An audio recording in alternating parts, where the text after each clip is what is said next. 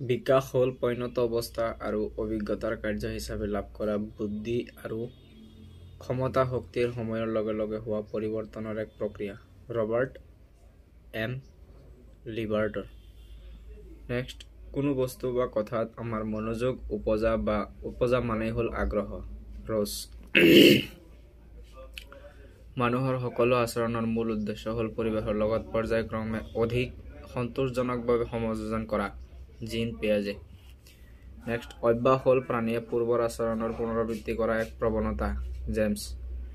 Next, বয়সন্ধিকালত ব্যক্তিয়ে নিজৰ কেঁচুৱা কালৰ যৌন ইতিহাস আকৌ এবাৰ সোঁৱৰে আৰু শৈশৱৰ শেষৰ ছোৱাত অৱধমিত হোৱা অৱস্থাত থকা যৌন প্ৰেৰণা পুনৰ জাগ্ৰত হয়।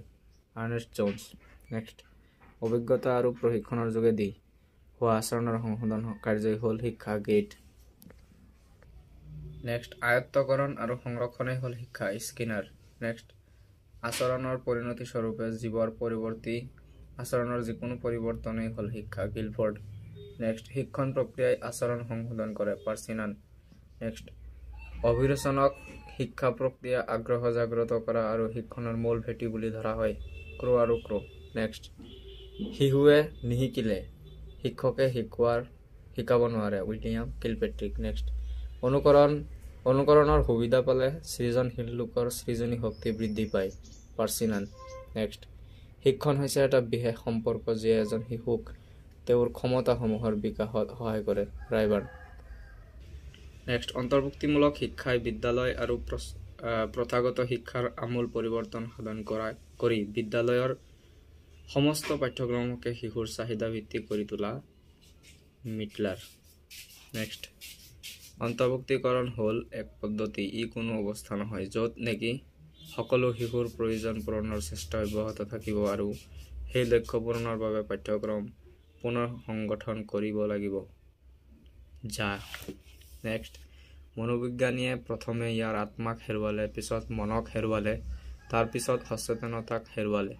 তথাপিও ইয়াৰ এক প্ৰকাৰৰ আচৰণ বৰ্তি আছে। উডৱৰ্থ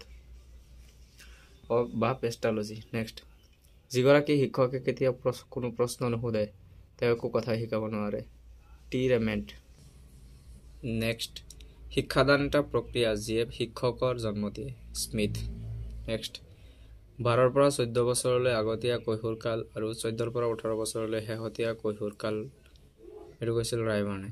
নেক্সট, বয়সন্ধিকাল হ'ল শৈশৱকালৰ পুনৰাবৃত্তি, এইটো কৈছিল আৰ্নেষ্ট জোন্স। নেক্সট, মই শিক্ষাক মনোবিজ্ঞান সন্মত কৰিব খোজো, পেষ্টালজিয়ে কৈছিল। নেক্সট, শিক্ষা মনোবিজ্ঞান হৈছে শিক্ষাৰ বিজ্ঞান যাক শিক্ষাৰ প্ৰক্ৰিয়া আৰু উৎপাদকৰ বিকাশৰ বাবে বিজ্ঞানসন্মতভাৱে প্ৰয়োগ কৰিব পাৰি। এপিল। নেক্সট, শিক্ষা মনোবিজ্ঞানে এজন ব্যক্তিৰ জন্মৰ পৰা বৃদ্ধ বয়সলৈ শিক্ষা গ্ৰহণৰ অভিজ্ঞতাবোৰৰ বৰ্ণনা আৰু ব্যাখ্যা কৰে। Lister Crowe and Ali Crowe. Next, আৰু শেষৰটো উক্তি, ব্যক্তিত্ব হ'ল এজন ব্যক্তিৰ আচৰণৰ সামগ্ৰিক প্ৰকৃতি, এইটো কৈছিল উডৱৰ্থে।